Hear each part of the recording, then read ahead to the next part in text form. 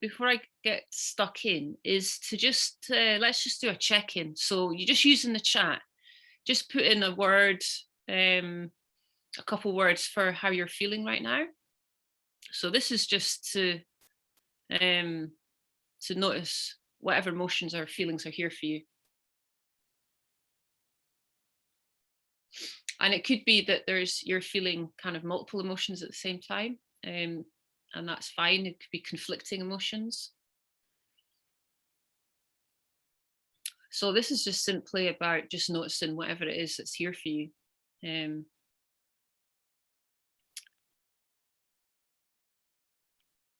So whilst people are writing that in, I'm going to go to the first slide. So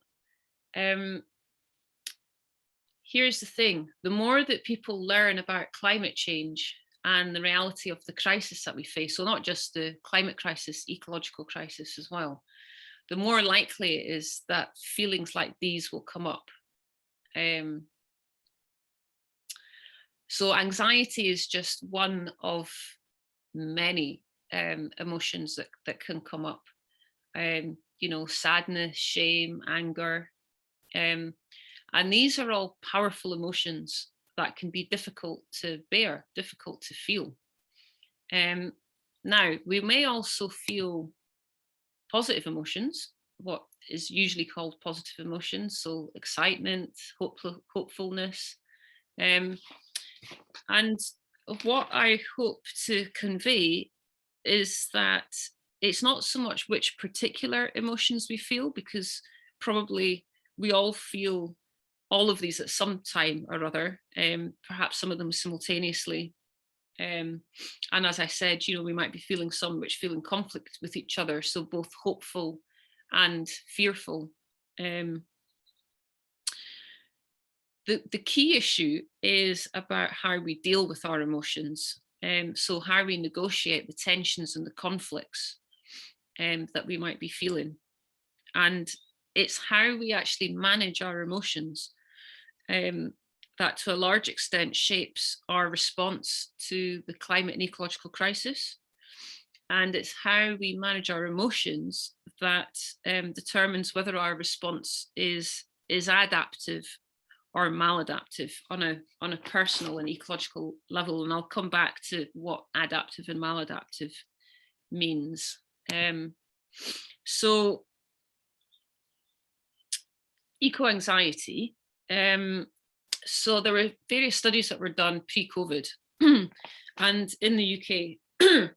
And what these studies found was that a large proportion of people in the UK were experiencing stress and worry about climate change. And this is often called climate anxiety or eco-anxiety. So there was around a third of adults who reported feeling anxious, overwhelmed, or had high or very high stress levels. And results were higher for young people. And there's evidence from psychotherapists, including those who are part of the Climate Psychology Alliance, who find rising levels of eco-anxiety among children.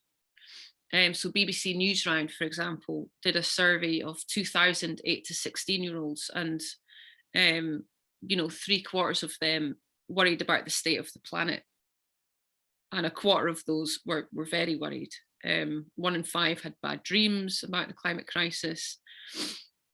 So the point I'm trying to make here is that if you're feeling anxious or worried or sad or angry, you are far from alone in feeling these emotions. So there's many other people that feel the same way. And I want to emphasize that whilst these feelings might be difficult to experience, they can also be understood as being appropriate responses. So basically, if you're not feeling some level of worry, then it could be argued that perhaps you've not really understood the severity of the situation that we're in. So as I said, it's how people can regulate these emotions in a way that's healthy and that motivates positive action, rather than having these emotions, and it becomes a mental health issue. So that's the key thing here. Now in Scotland, before COVID, around 1 in 4 adults were affected by mental health problems in any one year. And mental health services were already under-resourced and overstretched. And we know, of course, in the past year that mental health is an even greater concern now for adults and for young people because of COVID and everything that's gone along with COVID. So what is actually going on psychologically? So anxiety arises when we perceive a threat. Now, we can perceive a threat on a level where we're not totally conscious about it. And climate change poses profound psychological threat in these 4 main ways that you can see on this slide. So it's on the existential level, it challenges, it's a threat to just our existence. It with integrity and stability of self-identity. So this is where it challenges our sense of who we think we are as people. It can challenge self-esteem in the sense of thinking that you're a good person, okay? So this is where things like shame might come in, and guilt. And then in terms of challenging our life plans and what we think our future is going to be. So these are different forms that it can be threatening to us.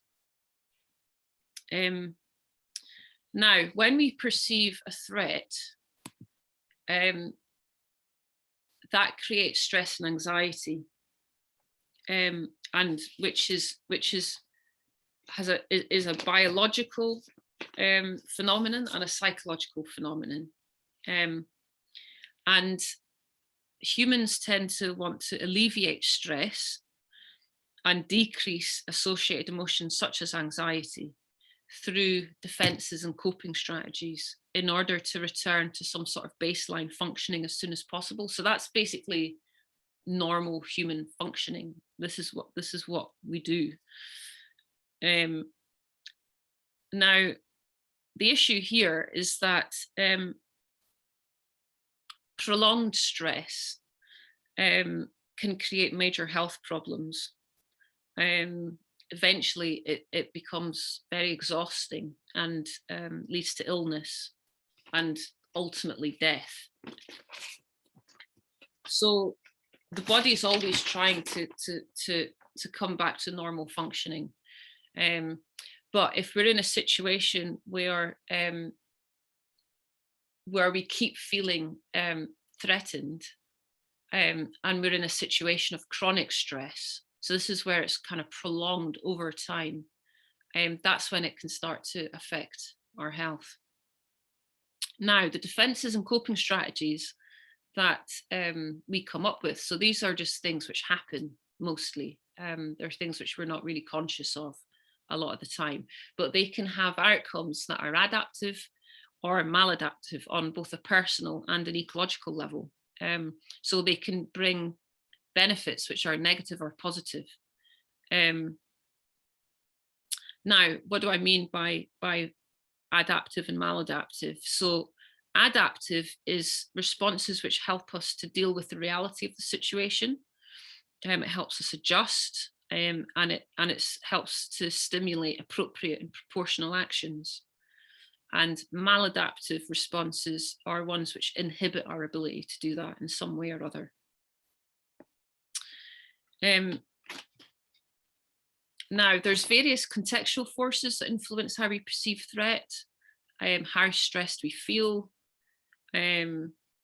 what particular defenses and coping strategies we use, and there's various factors that affect how effective these coping strategies actually are. So, you know, there's a lot of theory around this, which I'm not going to go into now, but it was really just to put that point across.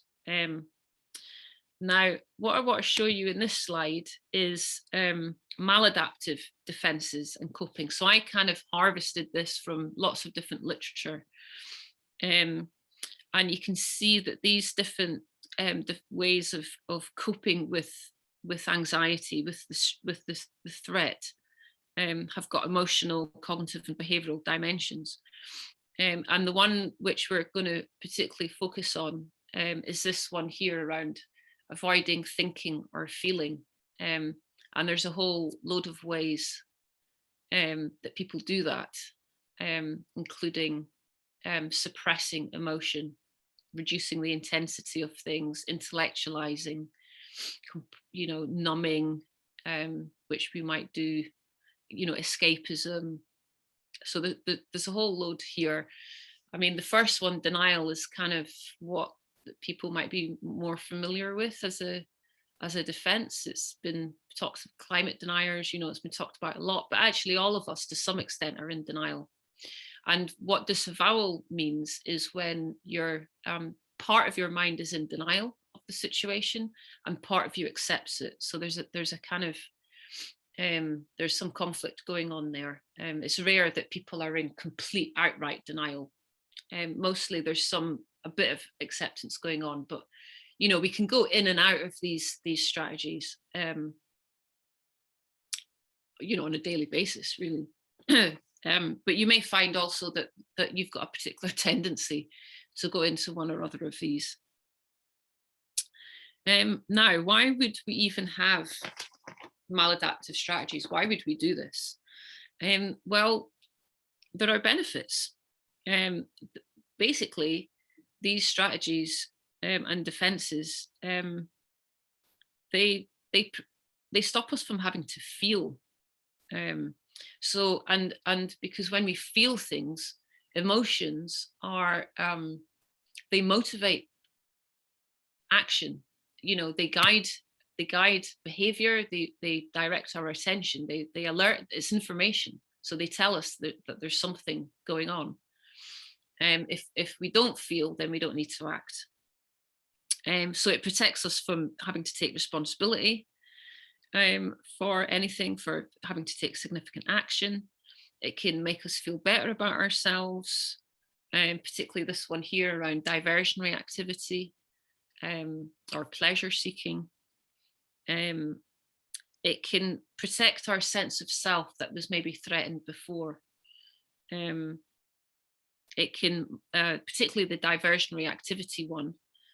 So this is where you're just doing kind of like small things that don't make a massive difference, but there's it helps to kind of mollify guilt. It helps to defend against helplessness and hopelessness, and it can reassert a sense of being in control. So all of these things are very attractive, right? And that's, so we can see how tempting it could be to fall into one or other of these. Now, adaptive strategies, on the other hand, that help us to adjust to the reality of the situation and to take appropriate and proportional action, are when, instead of denying, and avoiding things, we actually engage with it and face it and accept it. But when we accept it, we have to deal with the emotions that come with that.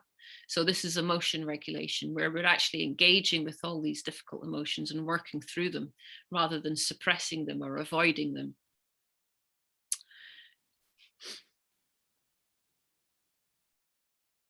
Now, let me just go to the next slide.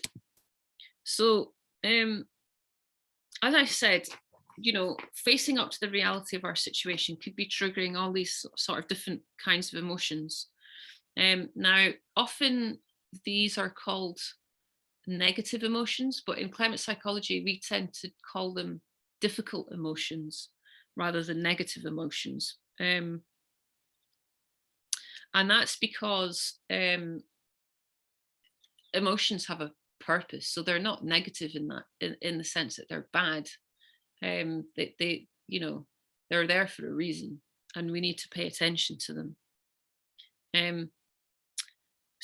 But a common defense is to avoid feeling these emotions. And this often happens unconsciously, so we're not always aware that we are actually avoiding these or suppressing these emotions.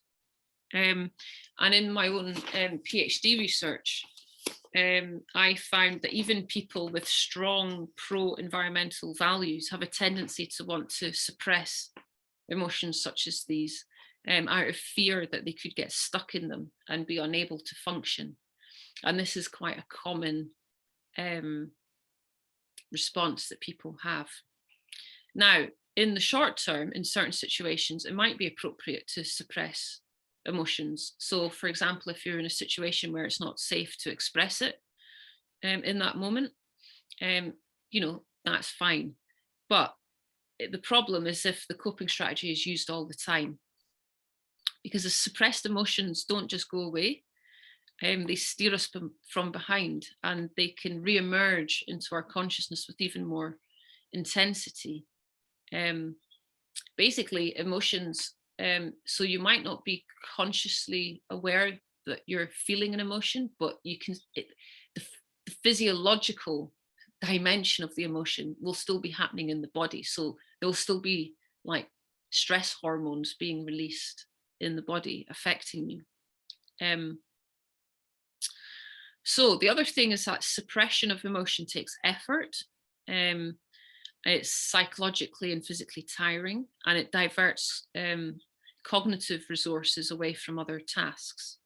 And there is a substantial amount of evidence of the negative health consequences associated with suppression of emotion over the long term. So the question is, how can we engage with and work through difficult emotions? As I said, emotions have a purpose, they're cues. So they're not some sort of evolutionary mistake. They're integral, actually, to decision making and to our ability to retain and act on information. So they perform a vital function. And what we're doing when we have a healthy way of regulating our emotions is that we're working through the feelings to some sort of resolution so they don't get stuck in the mind and in the body. And what I want to show you here is this graph. So if you kind of think about this part of the axis here, where you've got low level of engagement with emotions, this is where there's kind of emotional avoidance and suppression and sort of dissociation going on. So we'd say that that's low in terms of adaptive. That's not helpful. In terms of helping us adjust to the reality of the situation and to motivate positive action. But similarly, if we're in this place here, which is a kind of a very high level of engagement, I'm thinking that here, is where people are kind of overwhelmed by emotions and consumed by emotions. And that also isn't helpful to people. So what we're kind of trying to do when we regulate our emotions is to kind of get into this middle space here. And this is where we're given space to the emotion. So we're allowing ourselves to feel it, but with some mindful detachment. So I teach mindfulness meditation as well, and we use a lot of metaphors in the teaching. So this might help you to understand what I mean. So if you think of a fire, right? So you can be in the fire getting burnt, but you can also be just outside the fire. So you can feel the warmth of the fire, but you're not being burnt by it. And that's the difference. So the being in the fire getting burnt would be here on this high end of engagement. If you were so far away from the fire that you couldn't even feel it, then you'd be on this low end of engagement where you're kind of dissociated, you're cut off from yourself. But what we're looking for is to be in this space where you can be with the emotion, you can observe yourself having the physical sensations that come with the emotion. You're aware of what's going on within you, but you're not consumed by it. And how can we do this? So there's various ways that can help. So some of it is by talking about it, how you're feeling, writing, creative, artistic work. for some people, prayer or ritual or some other spiritual or religious practice. Also doing body practices like yoga, tai chi, qigong, which help to move the energy through the body so it doesn't become stagnant. So in this middle place here, rather than these emotions driving us from behind into maladaptive responses, these emotions are brought into conscious awareness where they can be worked with and used creatively. So that's what we mean when we talk about regulating emotions in a healthy way. So here are some tips to help manage difficult emotions. So simply knowing that these emotions are both common and normal can be a massive help in itself. The other thing is that feeling these emotions is a sign that you're connected to what's going on, so that's a good thing. Check in with yourself regularly. So how are you feeling right now? And then just naming it. So as we were doing at the start of the talk. So, I'm noticing feelings of worry, excitement. If you're feeling stressed, well, how does stress show up for you? Is that something to do with your heart rate? You're noticing that your heart is beating faster or kind of thumping more, and maybe you're breathing faster, breathing more shallowly. Maybe you're noticing you're sweating. It's becoming familiar with how different emotions show up for you in the body physiologically. Taking a breathing space. So if you're starting to feel overwhelmed, it's just taking that step back. There's lots of different breathing exercises and other exercises that you can do that help to just calm the nervous system down in that moment. Talking to others about how you're feeling. So others, I mean people who understand and will just listen and not judge. And also just keeping a sense of perspective. And,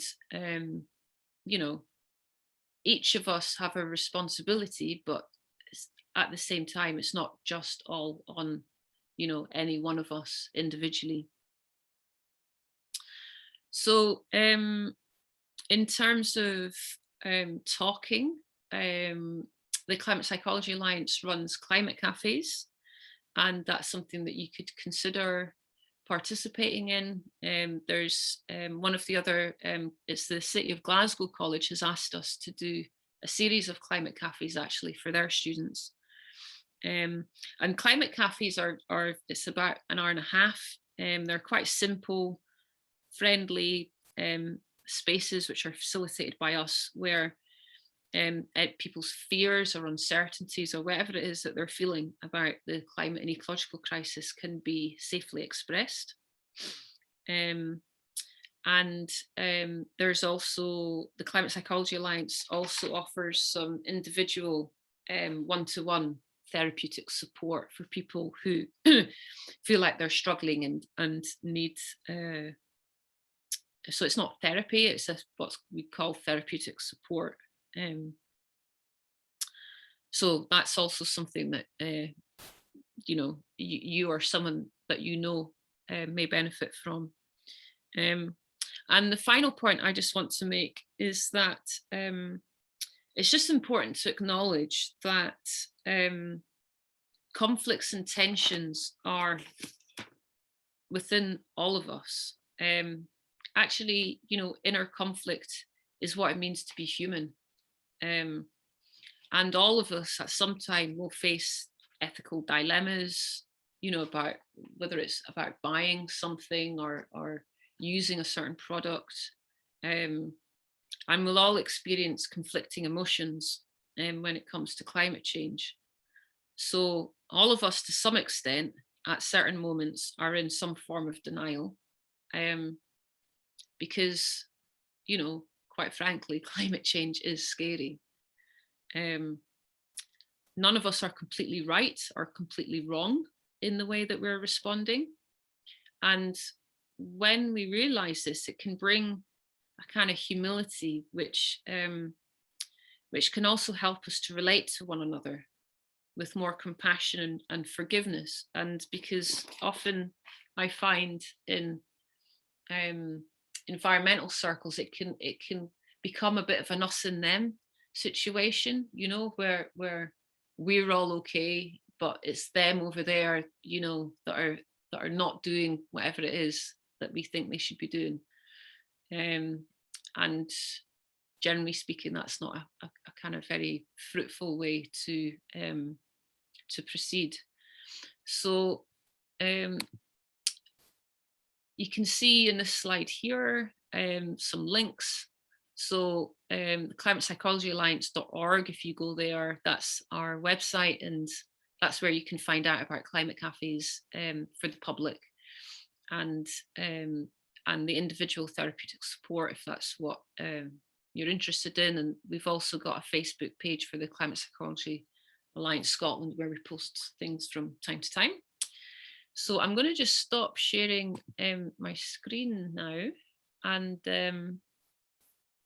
just see if there's anything that anyone wants to ask questions about, or just any comments that anybody's got.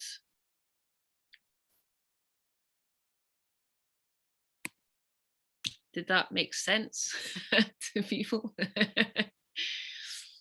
Yeah, I actually never really thought of what did you call it? The way we handle our emotions, but badly.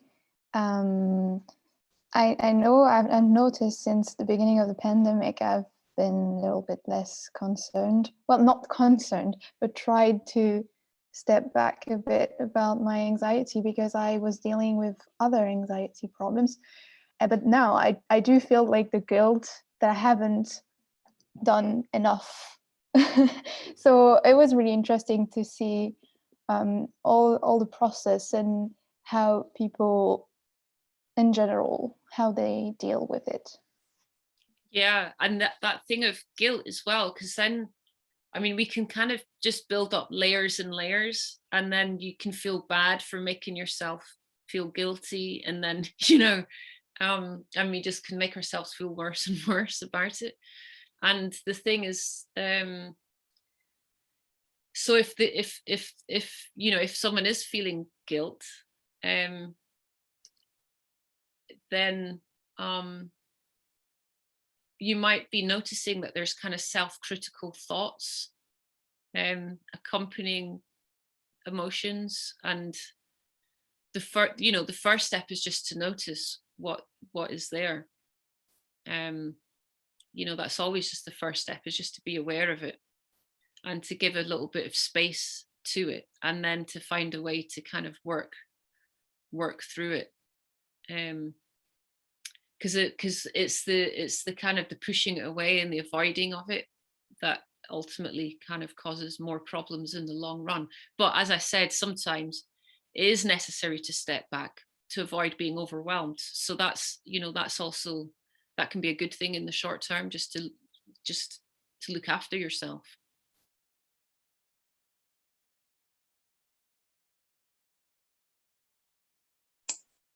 I thought it was really interesting to learn that it's super normal to just stop thinking about it when you feel worried at some point, like when you get overwhelmed with everything going on and you just feel scared because one single person does have some power but also not enough, and you're already trying your best but you see all the bad things going on. So it's really nice to know that it's just it's just something normal, that you sometimes just stop thinking about it for a while.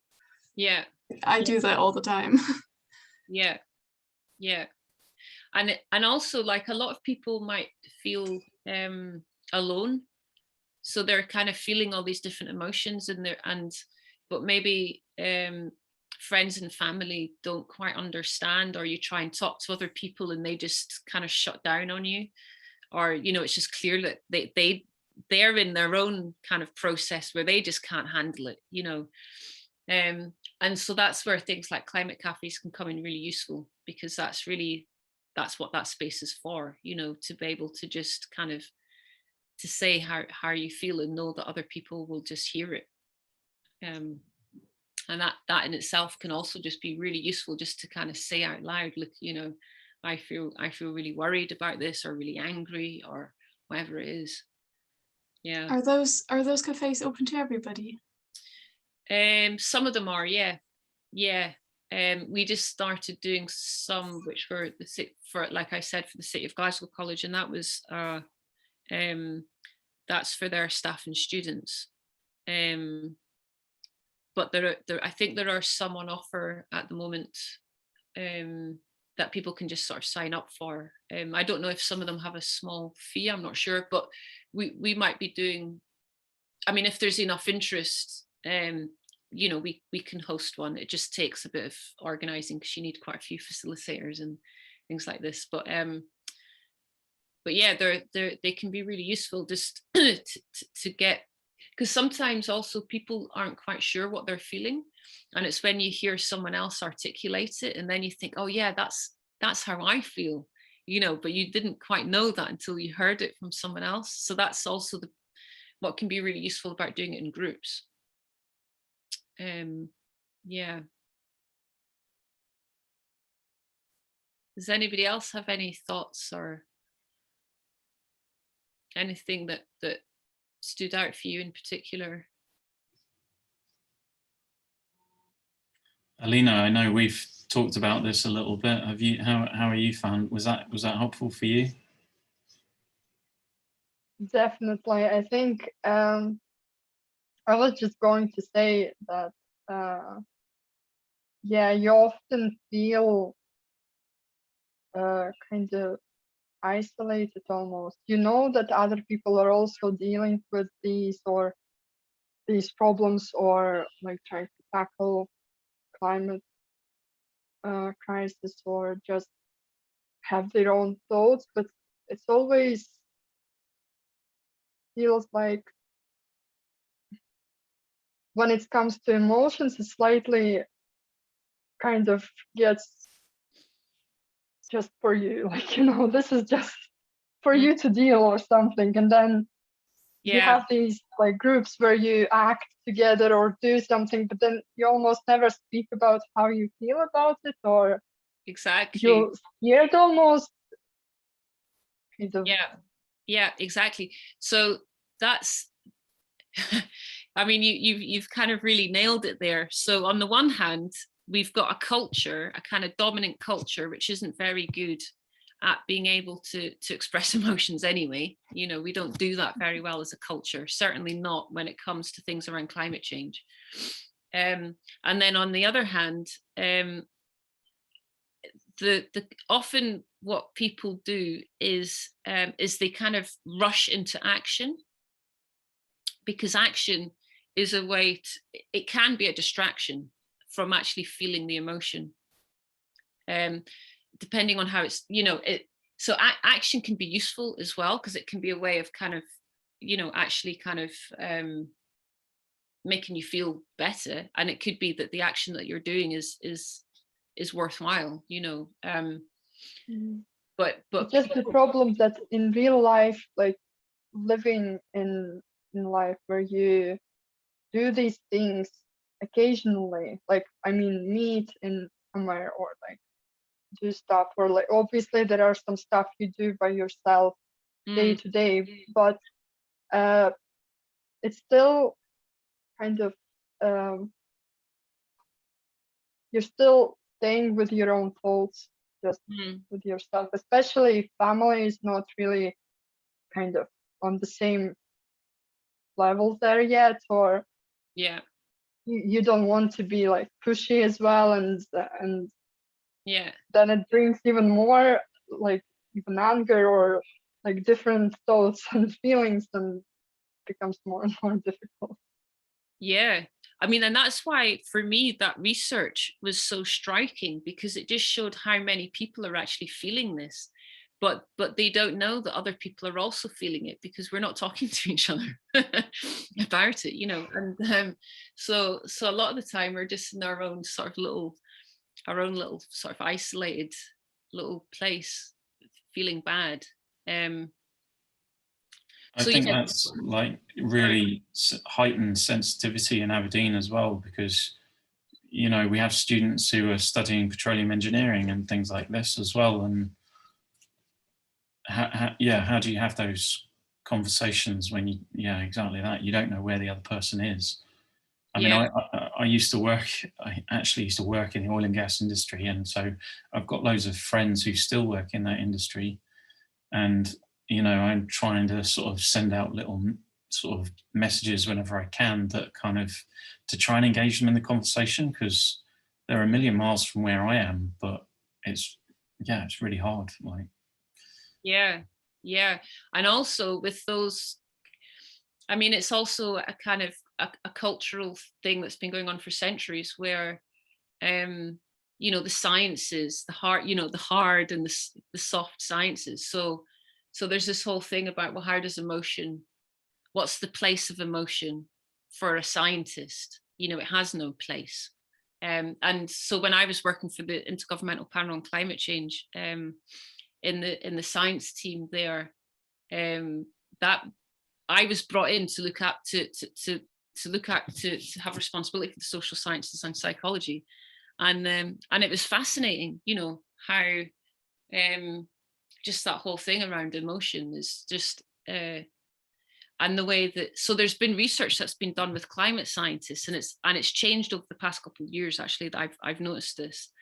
Whereas before they found it very difficult to talk about how they feel, because it was all just about presenting the hard science and the facts, and how they felt about it was irrelevant, you know, and not just irrelevant, it could even undermine the seriousness of their work, you know, or the way that it was being received by people. And so there's been research that's been done with climate scientists actually around all of this, and what they do with their emotions, and how, you know, and so now there are, you know, more climate scientists starting to write about this stuff in different forums. So yeah, there's a lot that's been kind of, you know, pushed right down and buried, and ultimately that's not healthy as a culture, you know, because it needs to, because basically what it means is that suppressed, you know, it's we're still feeling the stress of it, but we're just there's no release for it, you know, it's still in the body. We've got all these kind of stress hormones racing around, and that's what causes ill health. So we need to find a way to actually kind of release it and work through it. And for me, I teach, so I work for Scottish Government as well, and as a researcher, and I also teach mindfulness in Scottish Government, just with my colleagues and stuff. And I bring in quite a lot of Qigong into that, because I find a lot of movement practices like that are really good for kind of just releasing things which is stuck in the body, so it can help you to move through an emotion. So not everything talking can help, but there are other things as well that can help, which aren't to do with talking, you know. And people just sort of, you find the things which work for you, really. Yeah. well, that ties in pretty well with our Friday yoga session as part of Climate Anxiety Right. Week. Excellent, good. If anyone wants to try that Friday, come along. What time is it, Maya? At 6 p.m. Plunk. So that was a very neat Loving your work. to that. Yeah. So yeah, I mean, if if people have got kind of more questions, or just like if you did want to take part in a climate cafe, you know, feel free to contact me. This copy of I can email the presentation as well, as a PDF or something, so you can have that, and it's got the text with it. So thanks, Nadine. That's yeah. really so helpful. It's been great. So it's not gonna go away. No, we're gonna repeatedly all the time be feeling stressed and worried and sad and angry about stuff, because there's always more things to be sad about or angry about, you know. or worried about. So we need to learn how to We do need to learn how to deal with it. I mean, I have friends who've stopped watching David Attenborough's programs because they know at the end there's that 10 minutes where he tells you how we're killing all the things that he's just been showing you. So yeah, we've got to learn how to talk about it. And yeah. But Right. yeah, thanks for giving me this time to give that just a little sort of overview of what it is and how it kind of works. Yeah, thanks. The subject's brought some new people, new faces to the event. So yeah, it's obviously important. And thanks very much. If anyone's got any final questions, then now's your time. Yeah, go ahead. Yeah. I mean, I did actually wonder whether there was also, because I do get quite a lot of requests from different student societies and in Scotland. And so I was just sort of wondering if, you know, there might be something where all these different student societies kind of come together at some point. Because at the moment it's, you know, this one here and that one from that place. And yeah, I don't know if we have any with the same questions and you know, the same requests. So yeah, it's an interesting point. We do have some connections with the other universities, but yeah, we should make an effort to do that, actually. Thanks. All right. Well, with that, I guess we'll let everyone enjoy their evening. But thanks once again, Nadine. It's been really interesting. Thank you. Thank you. Take care, everyone. Thank you. Bye. Thanks, everyone. And we'll see you on Friday for a bit of yoga.